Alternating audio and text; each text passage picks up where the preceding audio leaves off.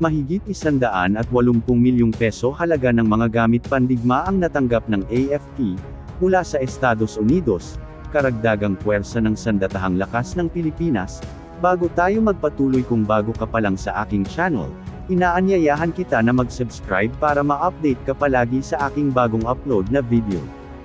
Nakuha na ng Armed Forces of the Philippines AFP ang 183 na milyong piso halaga ng gamit pandigma mula sa Joint U.S. Military Assistance Group Philippines JUSMAG.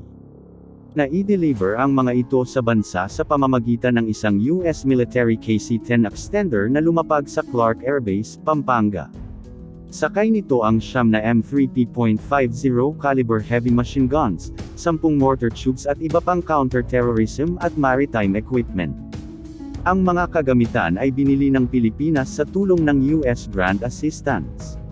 Ayon kay JUSMAG Philippines Chief at Senior Defense Official to the Philippines Col Stephen Ma, nagpapatuloy ang suporta ng Estados Unidos sa mga pangangailangang pangdepensa ng Pilipinas bilang cornerstone ng isang malaya at mapayapang rehiyon. Aniya, ang Pilipinas ang may pinakamalaki sa rehiyon na nakatanggap ng tulong pangdepensa mula sa Estados Unidos, na umaabot sa mahigit 48.6 billion pesos o $1 billion. Salamat sa panunood sa bidyong ito. Hanggang sa muling mga mahahalagang balita, huwag kalimutan mag-subscribe.